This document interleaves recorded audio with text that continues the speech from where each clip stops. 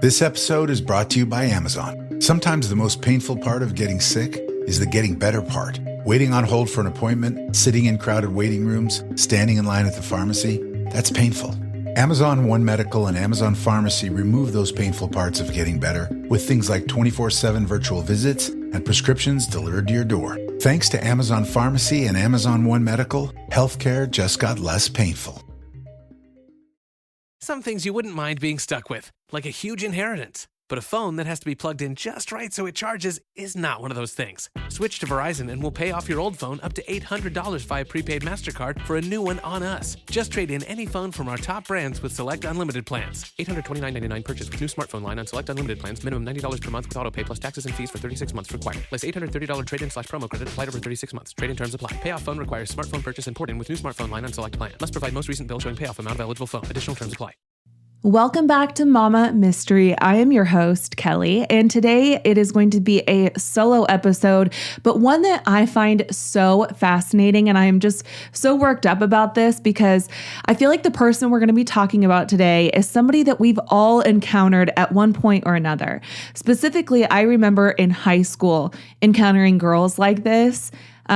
Specifically one in particular who would just lie to lie. Like there was one time she came to school with black eyeliner smudged all around her eye, claiming that she had a black eye from softball. You know, those people who just lie just to get attention and you can totally see right through it, but you're just like, why are you lying? Like that's just such bizarre behavior, especially at this age. But imagine this.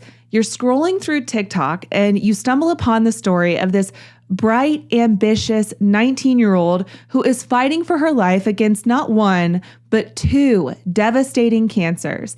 And her posts are raw, they're emotional and inspiring.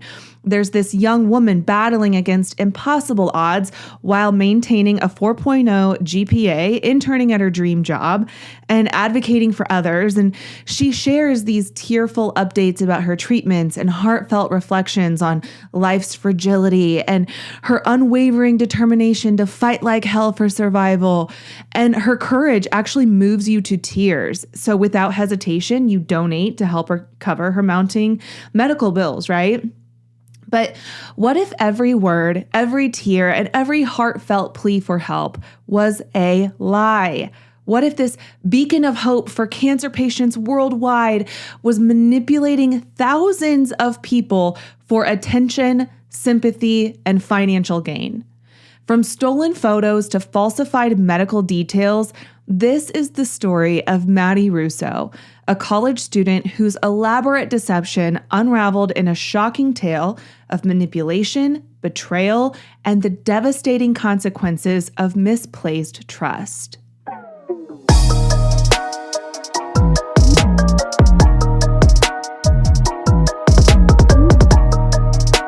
Madison, or Maddie as her friends called her, grew up in Bettendorf, Iowa, a quiet city nestled along the Mississippi River, known for its small town charm. Bettendorf fostered a tight-knit community where everyone knew each other, or at least they thought they did. Maddie was a recent graduate of North Scott High School and a current student at St. Ambrose University in nearby Davenport, Iowa. At just 19 years old, she was described by acquaintances as friendly and driven, with a seemingly bright future ahead of her. However, behind her outward persona lay a growing obsession with online fame and sympathy that would lead her down a dark and deceitful path. From a young age, Maddie appeared to embrace the spotlight. Classmates recall her as someone who enjoyed attention and had a knack for storytelling. And by the time she enrolled at St. Ambrose, she had taken her talents to social media. Maddie's TikTok account initially featured content typical of an average college student, with lighthearted videos, lip sync challenges, and snippets of her daily life. Her following was modest but growing. However, things changed dramatically in February of 2022 when she posted a video announcing she had been diagnosed with stage 2 pancreatic cancer. Here is a clip from that video. I've been keeping busy with doing golf, so I've been golfing, and just when I feel good, just try and golf. So the fact that she seemed to sort of brag about how she was able to maintain everything and sort of glamorize it all just really pisses me off. And I'm sure a lot of you feel the same, but I'm getting ahead of myself here. So let's get back to her story. So after being diagnosed with pancreatic cancer, at that point, she goes online, is a devastating reality for stage where she talks about her diagnosis. February of 2022, I had yearly lab work done just with my primary care provider as a standard checkup.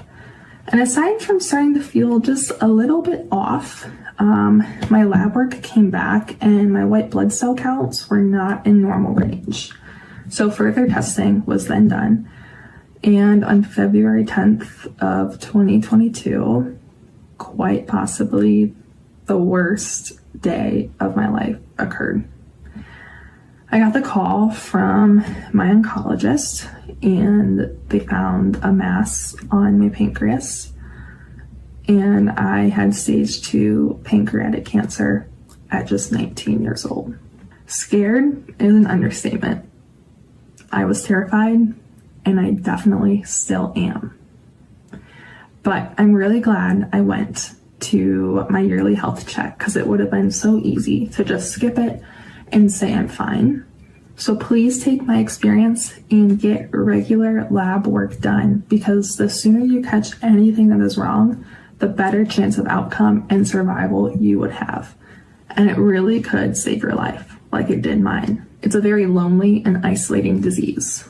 So please don't take for granted enjoying every moment in your life, even the little ones. Please check in on your friends that seem strong, as those people are often the ones that are struggling the most. They appear like they carry it well, however, they are being weighed down. Advocating for other patients and inspiring individuals along the way has been a coping mechanism for me, and I hope this story has inspired you as well. You know, when you get knocked down 9 times up, you stand up 10 more times. Every single day, I go to war with myself, because in order to survive, I have to fight like hell. The 5-year outlook of survival is a slim 11%. 11%. At 19 years old, I don't know if I will live to see the day when I graduate college, get married, become a mom, etc. So in the meantime, I fight. I have to be so mentally tough to battle this beast. I might have bad moments of weakness from time to time, but I never give in. Experiencing these obstacles at such a young age has given me incredible drive, determination, and grit. Type 1 diabetes does not define me. Pancreatic cancer does not define me. Leukemia does not define me. I am so much more than these awful diseases, and instead, it's just another chapter to my story. She's so brave, right? Really speaking from the heart, or what seems like a pre-written AI-generated Word doc. But Maddie's announcement was heartbreaking. She described receiving the life-altering diagnosis during a phone call from the Iowa City Oncology Department while sitting in her accounting class. And according to her, the doctors told her, quote, "They found a mass on my pancreas and that I had stage 2 pancreatic cancer. I was terrified and definitely still am. I was in shock. I didn't think it could be true. I'm so young and I wondered how this could happen. I went through all the emotions and I was pretty numb," end quote. She added that the doctors gave her only an 11% chance of surviving the next 5 years. In emotional TikTok posts, she recounted how she returned to class after the call, determined to carry on despite the devastating news. This revelation shocked her friends, family, and her flourishing online audience. And over the following weeks, Maddie shared increasingly personal details about her battle with cancer. She spoke about undergoing rounds of chemotherapy and radiation, describing the physical and emotional toll that they took on her. And her followers admired her strength, applauding her ability to maintain a 4.0 GPA while grappling with such a severe illness. On TikTok, Maddie carefully curated an image of resilience and positivity. Her posts featured clips of her smiling through supposed treatments, sharing advice about staying strong, and encouraging others to cherish every moment of life. Her account quickly gained traction with many cancer patients and survivors, finding solace and inspiration in her story. She became a beacon of hope for those facing similar battles.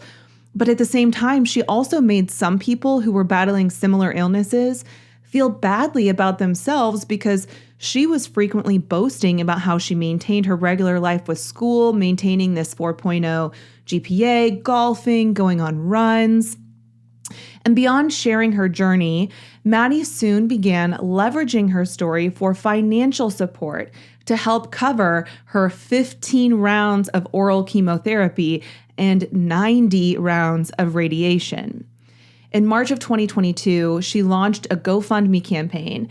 And I say she launched, I don't know if she was the one that created it or if it was a friend that created it, but it was titled Help Maddie Beat Cancer to cover the mounting costs of her medical treatments. The GoFundMe read, quote, on February 10th, 2022, Maddie Russo found out she has pancreatic cancer and has been going to battle ever since to win this war.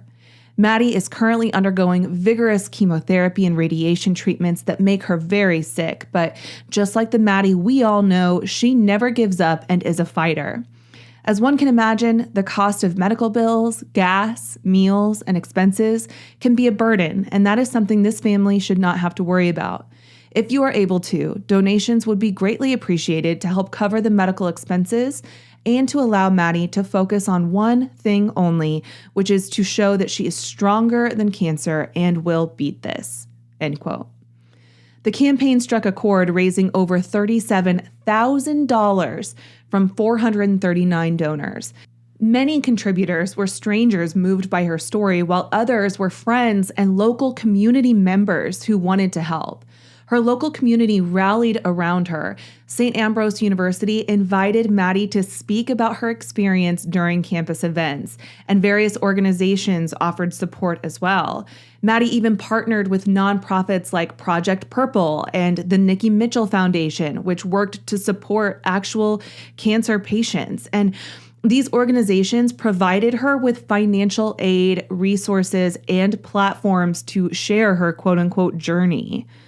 But despite the widespread support, early signs of doubt began to emerge.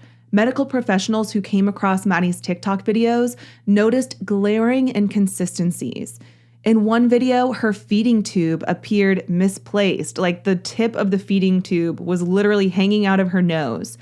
And while in another, her chemotherapy port was positioned incorrectly, mistakes that anyone undergoing real treatment would likely avoid.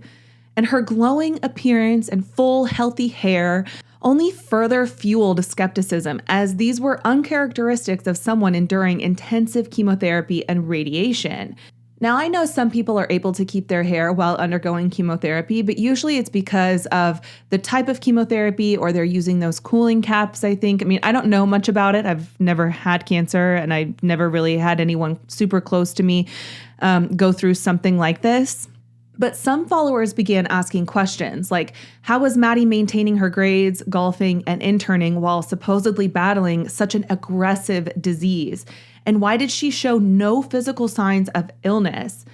Maddie brushed off these concerns, attributing her strength to a positive mindset and contributing her full, luscious locks to supplements like biotin, the vitamin, which she claimed helped her retain her hair during chemotherapy. You just have to hear it for yourself. Biotin, collagen, and keratin are crucial vitamins that are shown to help with like hair, skin, and nail growth. It's by the brand Well Labs. It's a beauty complex, but you can go to welllabs.com, or I'm sure it's on Amazon. But I've been taking these. I've noticed a huge difference with my hair too. So that's been another really great product I think that's helping.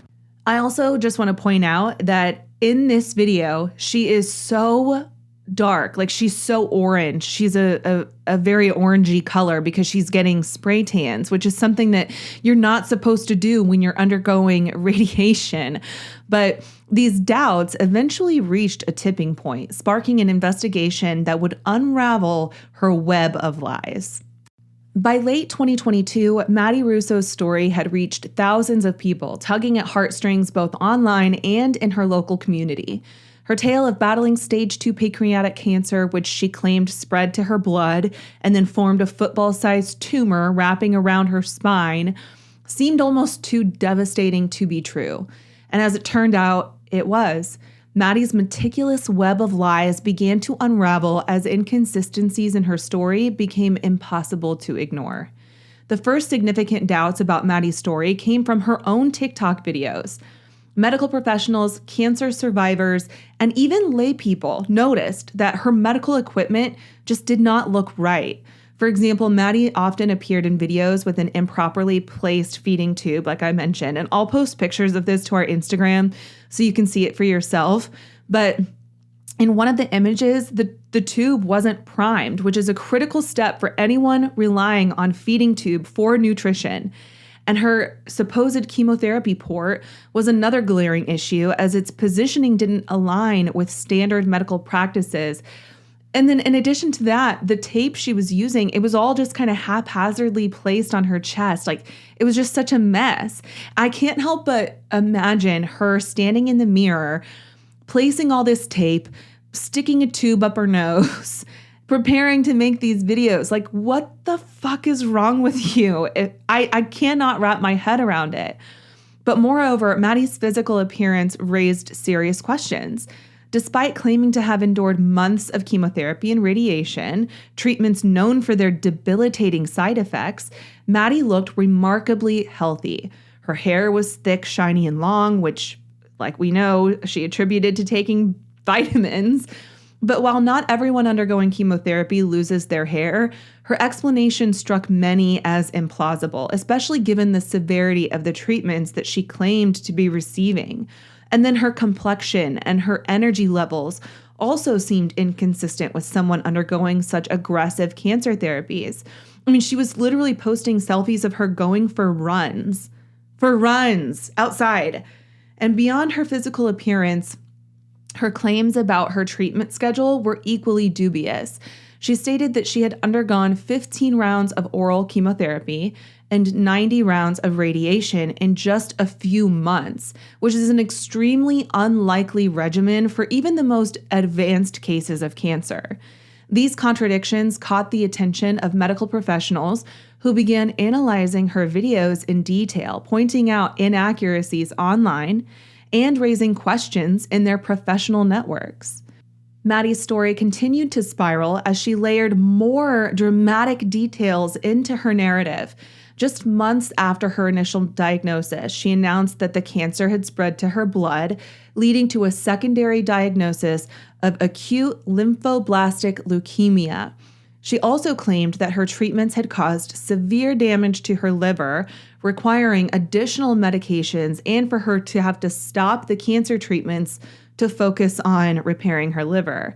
And then adding to her litany of ailments, Maddie described the discovery of this football-sized tumor wrapped around her spine, a claim that stretched the bounds of believability for even her most loyal supporters. But that didn't stop her from posting her journey. So next I'm going to play for you this compilation of Maddie videos. And in the midst of this video, one of them is just a collage of pictures and videos of herself crying and then herself going on runs and then pictures of like MRI machines that she probably found on Google and just all this like ridiculous footage now that we know that she was lying. It's just mind-boggling. So I'm going to play for you the video, and then if you want to see it with your own eyes, you can go over to our Instagram, mama.mysterypodcast, and I will post the video there for you as well. It's days like these that are hard, and I try my best to stay positive and think that, you know, after my chemo was, after my week of chemo is done, after, you know, round 3 is done, and I get, you know, a break until the next round of chemo. But sometimes it's hard to think like that when you're in so much pain and discomfort and everything is just going the wrong way. And hey, just a reminder, no one prepared you for what you were going to go through. There was no way you could have been prepared. And you still handled it with grace. And you still did the best that you could. And that is enough.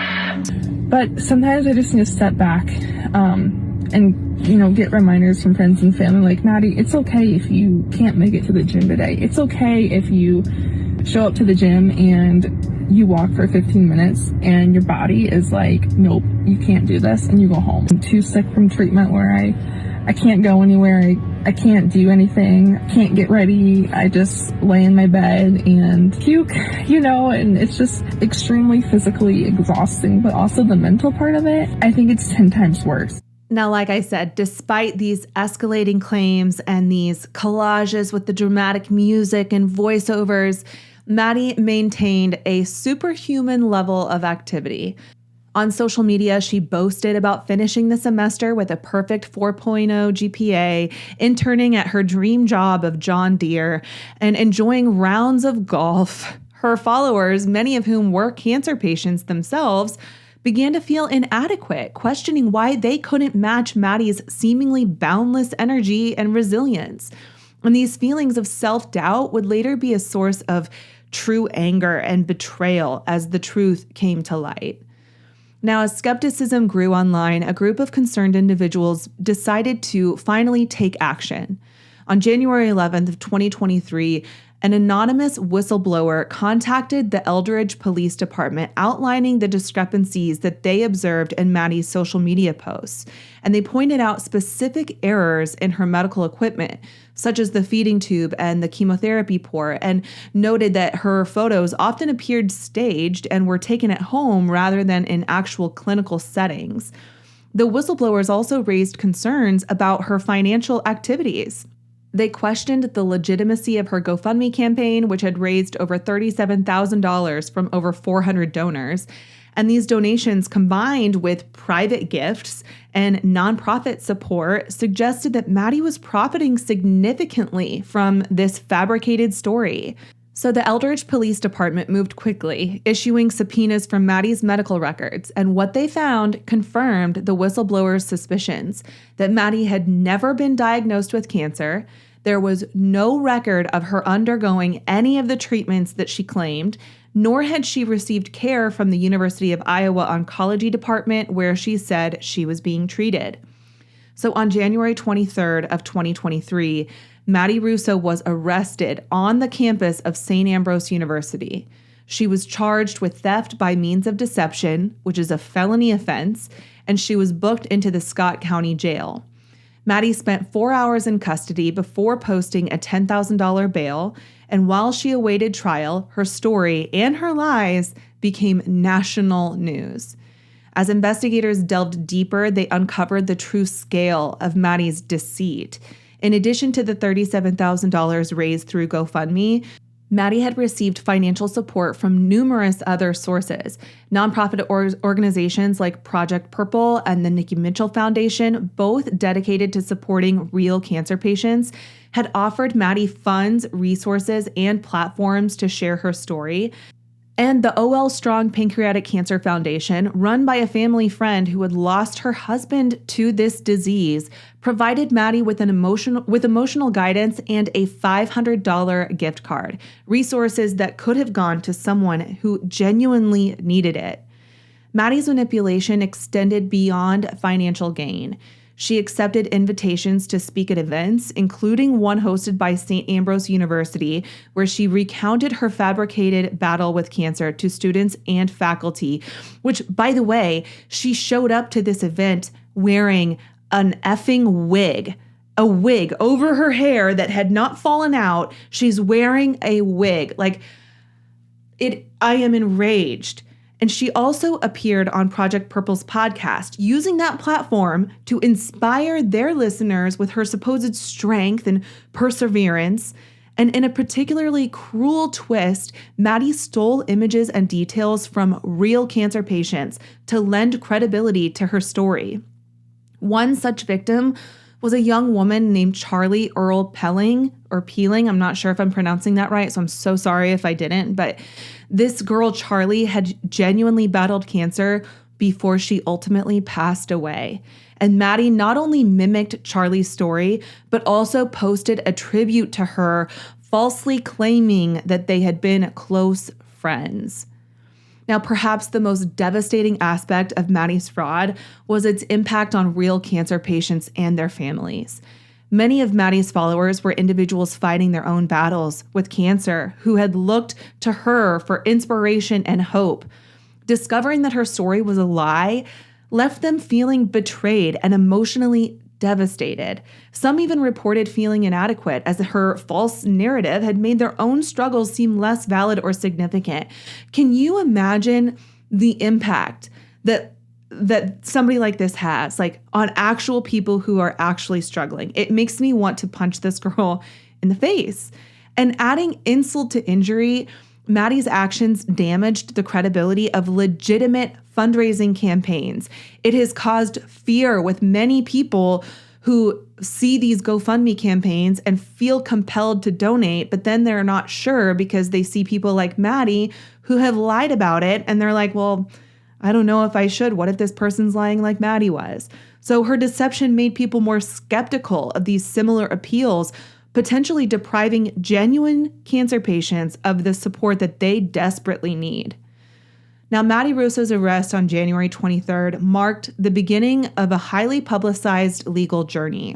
Charged with theft by means of deception, which is a Class C felony in Iowa, Maddie faced allegations of fraudulently obtaining over $37,000 through false claims of battling cancer. And this offense carried the possibility of up to 10 years in prison, substantial fines, and a permanent stain on her record. The legal proceedings that followed were closely watched by her victims, nonprofit organizations, and the public at large, sparking widespread debate about justice and accountability. Her first court appearance occurred shortly after her arrest. She arrived with her legal team, appearing visibly composed despite the gravity of these charges and honestly the embarrassment. Like, how are you not just completely ashamed of yourself? But as her lawyer entered a plea of not guilty on her behalf, Maddie avoided eye contact with the courtroom audience, which included victims, reporters, and concerned community members. The judge set her bail at $10,000, which Maddie managed to pay the same day, securing her release from the Scott County Jail after only 4 hours in custody. Public interest in the case surged as media outlets reported on these charges, and outside of the courthouse, reporters gathered to capture reactions from donors and representatives of nonprofits who had been defrauded. And some expressed outrage at her release, arguing that her apparent lack of remorse warranted harsher treatment from the start. The prosecution's case against Maddie was built on overwhelming evidence. Subpoenaed medical records confirmed that she had never been diagnosed with cancer or received the treatments that she claimed. And investigators compiled a detailed timeline of her fraudulent activities, including social media posts, fabricated medical details, and the GoFundMe campaign. They also documented the financial losses incurred by her victims, ranging from individual donors to large nonprofit organizations like Project Purple and the Nikki Mitchell Foundation. And in the court records, it showed that police seized multiple items from Russo's apartment, including a gray 2023 Kia Sportage, a brand new car that she probably bought with her GoFundMe money. There was also a brown paper bag with medical supplies, bank records, an IV pole with a feeding pump filled with cotton balls, 2 boxes of transparent dressings, a wig, cash, and then pills for nausea that were actually in the name of a relative.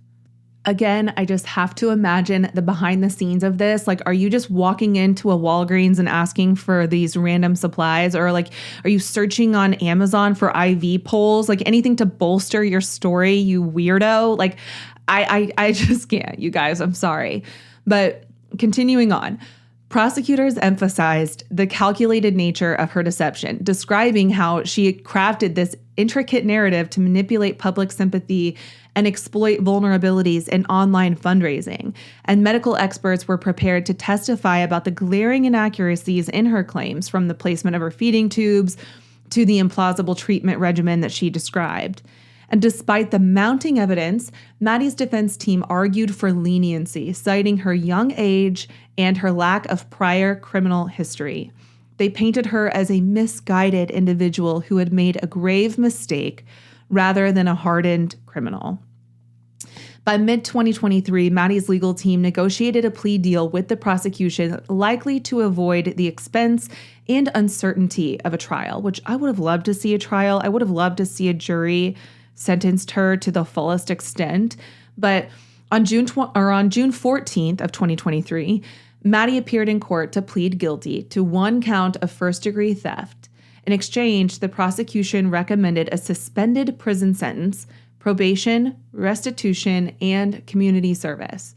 The decision to accept a plea deal sparked mixed reactions, with some victims feeling that it was too lenient given the emotional and financial harm that was caused. And I agree. I think she absolutely should have served prison time. And when it comes to the community service, my first initial thought would be, make her start volunteering at hospitals with real cancer patients. But I think that would only add insult to injury to actually have her face people who really are struggling. I think it would be a humbling experience for her, or at least I would hope, but I think it would be an insulting experience for actual patients. So on October 20th of 2023, Maddie appeared before the judge, John Telline, for sentencing, and the courtroom was packed with victims, nonprofit representatives, and members of the media. Maddie, dressed conservatively and appearing somber, addressed the court in a prepared statement. Your Honor, first and foremost, I want to thank the court for the opportunity to speak today in front of you all. I have not spoken this entire time while my case was ongoing for several reasons, so this is difficult to talk about, but I'm just going to try my best. This experience, has been by far one of the most difficult things to navigate in my life. It has been very scary and challenging in more ways than one. I fully acknowledge that what I did was wrong, and I am incredibly sorry. If there was anything I could do to take it back, I would. The reality is that I can't. The only thing I can do is correct it, learn from it, and move forward. I beat myself up about it the whole last year in silence because I didn't know how to tell anybody what was going on. After January, I have continually beat myself up about it as well. I realize that I can't undo the past, but that doesn't mean that I still can't walk away from this experience as a better human and move forward. My goal now is to make amends in the ways I can, try to learn from my mistakes, figure out how I got myself here so I don't repeat this terrible mistake, and do what I can to turn this lesson into a positive, with the hope that I can make amends and hopefully positively influence the many people touched by my poor choices, cancer, or people mistakenly thinking about following in a similar mistaken path. A lot of people have made speculation as to why I did this and how somebody who looked like they had everything together could have such a mess. I didn't do this for money or greed. I didn't do this for attention. I did this in an attempt to try and get my family back together. Now, if you're listening to that last part and you're just screaming bullshit in your car or in your head or wherever you are, you're not alone, because I completely agree. I think this was absolutely motivated by greed and this dramatic plea for sympathy because it was all in an attempt to just bring her family back together. I think maybe her parents were divorced. I don't freaking know, and I don't care. But I think it is just a lie. This makes no sense. If that were actually the truth, then why would you need to go to social media? Why would you be accepting these financial donations? Why wouldn't you have just kept it to yourself and kept it to your family if lying about cancer really was just to get your family back together? It's just another lie. And I think there is a lot of frustration from the victims in this case, not only because she obviously continues to lie, but because the prosecution didn't seem to honor the weight of this crime or the victims that it impacted because they recommended this suspended sentence. And so these victims that spoke at the court hearing actually addressed their feelings of betrayal by the prosecution and as well as addressing Maddie, which was very satisfying to see. But Judge Talene ultimately sentenced Maddie to a 10-year suspended prison sentence, meaning that she would avoid incarceration if she adhered to the terms of her probation. So these terms included 3 years of probation, 100 hours of community service, and restitution payments totaling $39,385.79. Now, this sum included the $36,089 to GoFundMe donors and $3,296 to individual victims and nonprofit organizations. She was also fined $1,370. So I also noticed that GoFundMe refunded the people who donated to her campaign. So that is why she owes GoFundMe now the restitution payments. But in his ruling, the judge stated that Maddie's actions were not a momentary lapse in judgment, but a deliberate and sustained fraud. He rejected the defense's request for a deferred judgment, which would have wiped Maddie's criminal record clean after completing her sentence, saying the community deserves to know what you've done, which is something I absolutely agree with. The sentencing ignited a firestorm of public opinion. On one side, critics argued that the punishment was far too lenient, particularly given the scope of Maddie's deception and the emotional harm inflicted on her victims. And online forums and social media were flooded with comments from cancer patients, donors, and activists, many of whom expressed frustration that Maddie had avoided prison time, saying things like, if she can lie on this scale and walk free, what message does that send to others who might try something similar? Now, others, however, supported the suspended sentence, citing that her young age and the potential for rehabilitation was something to consider. And some legal experts argued that probation, community service, and restitution were appropriate measures for a first-time offender, particularly one who had shown public remorse, which I don't agree with. I don't think she was that remorseful. I think she was remorseful that she got caught because then she tried to lie and say this wasn't motivated by greed. It was motivated by just trying to get my family back together. Like, no, just call it what it is. You wanted the sympathy. You were craving attention and then benefited from the financial part of it as well. It was all motivated by greed. Now, the court-ordered restitution payments provided some relief to Maddie's victims. GoFundMe, like I said, refunded the $37,000 that was raised through its platform, ensuring that any of the donors did not suffer financial losses, especially if she's not able to pay them back directly.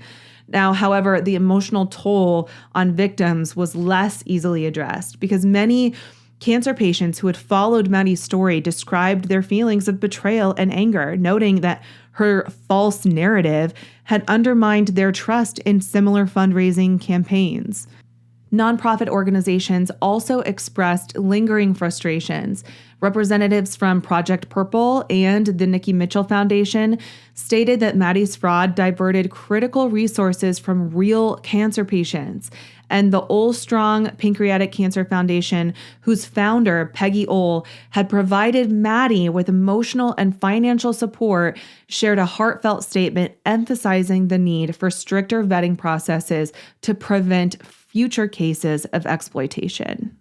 And just to add another dagger to the relationship that Maddie had with Peggy Ole, the founder of this foundation, Peggy's husband, who passed away from pancreatic cancer, Peggy and Maddie's mom went to school together as early as elementary school. So they had this relationship for a long time. This wasn't just a random foundation that kind of came out of the woodworks. This was something that was close to Maddie's family. And if you're wondering how her mom or her family didn't know that she was lying, I had the exact same questions.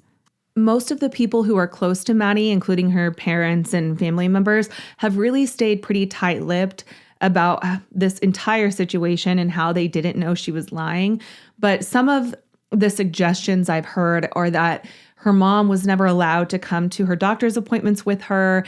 I think this was also kind of during the time of COVID when things were still a little bit iffy in clinics where you couldn't usually bring guests with you. So maybe she was kind of banking on that. But again, I don't know how her parents or her family could not have known or could not have raised the same questions. I don't know. It is mind-boggling to me. So I want to know what your thoughts are on this case, or if you've ever encountered somebody like this. I actually have known 2 people specifically who have lied about having cancer. And then I've also known someone who I went to high school with who lied about an entire pregnancy up until the day she said she was scheduled to go in and have her C-section, had a baby shower and everything. Like, people are wild. So if you have a similar story to this, I want to hear it, because I just think it's so fascinating that people lie like this on such a public scale too.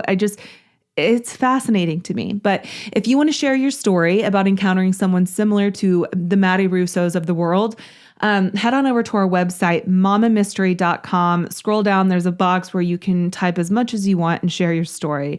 Maybe I'll share it on the next Mama Minute, or maybe I'll share this story if I choose to cover the Elizabeth Finch story, which there's a documentary on Peacock right now. But Elizabeth Finch was a writer for Grey's Anatomy, and she scammed and lied to a bunch of people about having cancer.